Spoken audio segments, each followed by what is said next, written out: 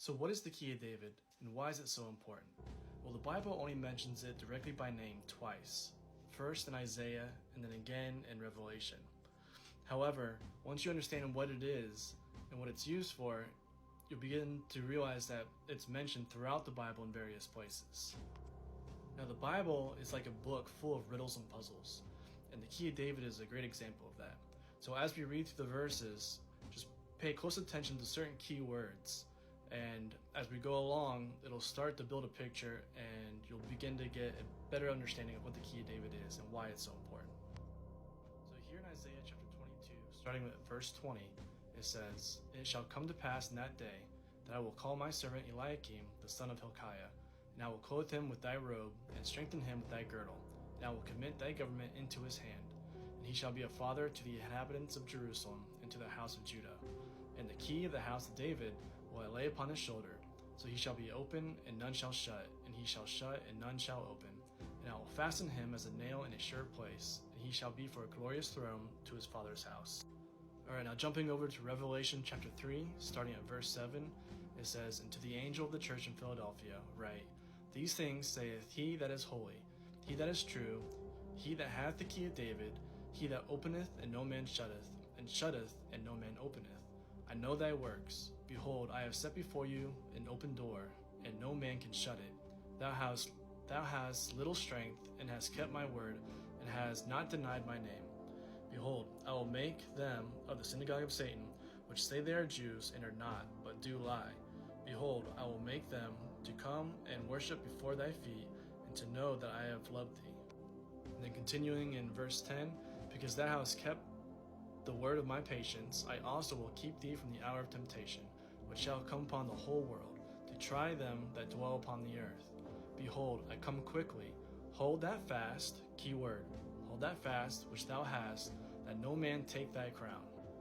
So now after reading these verses, we know that the key of David, whatever it is, it has to do with David, since it's mentioning his name. We know that it's some kind of fast, as mentioned in verse 10, and that by doing this, it'll keep us from the hour of temptation, which is the Great Tribulation. Now, what I believe is the Church of Philadelphia is also the 144,000, and they are mentioned in Revelation chapter 14. So let's head over there real quick. Alright, so here in Revelation 14, starting at verse 1, it says, "And I looked, and lo, a Lamb stood on the Mount Zion, and with him 144,000, having his Father's name written in their foreheads. And I heard a voice from heaven, as the voice of many waters, and as the voice of a great thunder. And I heard the voice of harpers harping with their harps, and they sung as it were a new song before the throne, and before the four beasts and the elders, and no man could learn that song but the 144,000, which were redeemed from the earth. These are they which were not defiled with women, for they are virgins. These are they which follow the Lamb whithersoever he goeth.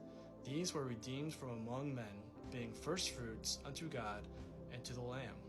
And in their mouth was found no guile, for they are without fault before the throne of God." Okay, so now reading through this, we see that one of their qualities is that they have not been defiled with women, for they are virgins. Now, are they literal virgins, or is this something a little bit more spiritual? Well, we'll find that out later on. And again, down here at verse 5, it says, "In their mouth was found no guile." So they're not going to be lying about the Bible.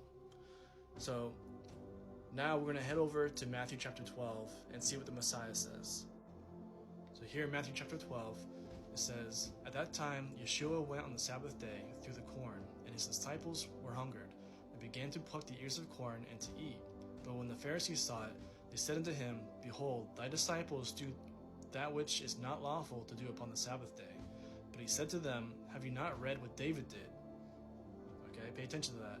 "When he was hungered, and they that were with him, how he entered into the house of God, and did eat the showbread, which was not lawful for him to eat, neither for them which were with him, but only for the priests."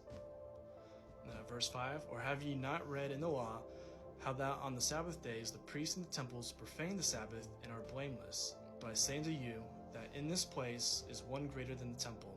If ye had known what this means, I will have mercy and not sacrifice, you would not have condemned the guiltless. For the Son of Man is Lord even of the Sabbath day."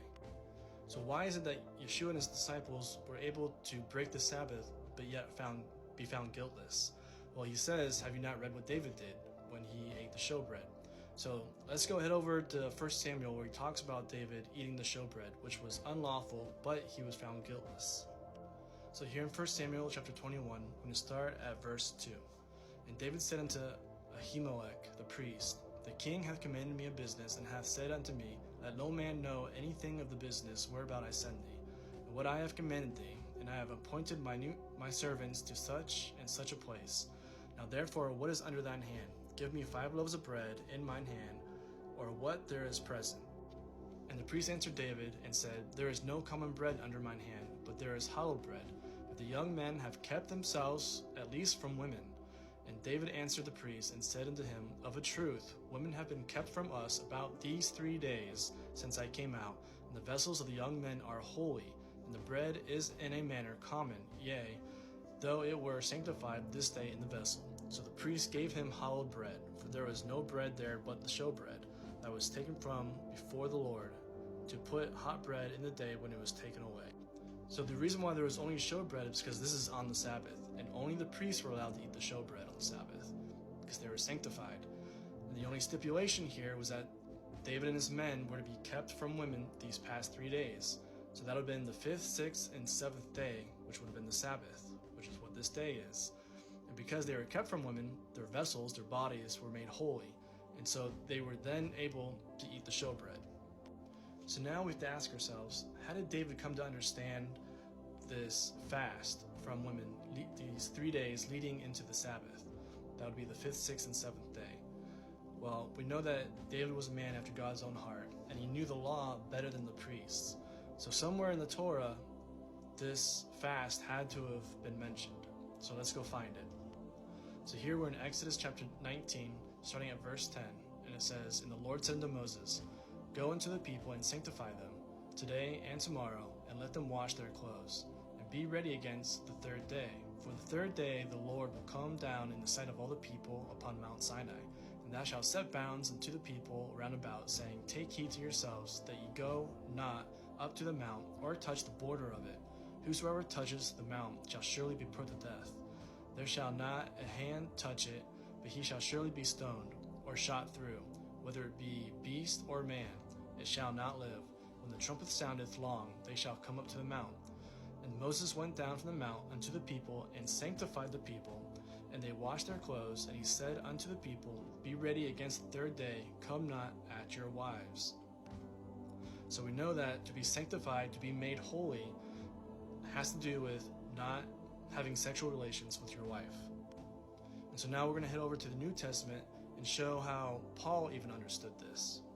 So here in 1 Corinthians chapter 7, this is Paul talking, starting at verse 1. Now concerning the things whereof you wrote unto me, it is good for a man not to touch a woman. Nevertheless, to avoid fornication, let every man have his own wife, and let every woman have her own husband. Let the husband render unto his wife due benevolence, and likewise also the wife unto the husband. The wife hath no power of her own body, but the husband, and likewise also the husband hath no power of his own body, but the wife. Defraud ye not one another, except it be with consent for a time, that ye may give yourselves to fasting and prayer, and come together again, that Satan tempt you not for your incontinency. I speak this by permission, and not of commandment, for I would that all men were even as I myself. But every man hath his proper gift of God, one after this manner, and another after that. And in verse 5, this is where Paul is talking about there is a certain time, this fast, in which the husband and wife keep from each other, as long as it's consensual, where they have no sexual relations for the 5th, 6th, and 7th day, which is the Sabbath. So now we know that the key of David is a 3-day sexual fast on the 5th, 6th, and 7th day of each week between a husband and a wife.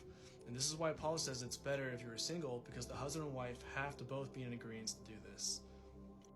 And this fast is what sanctifies our bodies and makes them holy. Being righteous is following the 10 Commandments and the Rainbow Covenant, and being holy is having the key of David. And the key of David is what allows us to go to battle on the Sabbath and being found guiltless, or doing other things according to the will of God that would otherwise be breaking the Sabbath.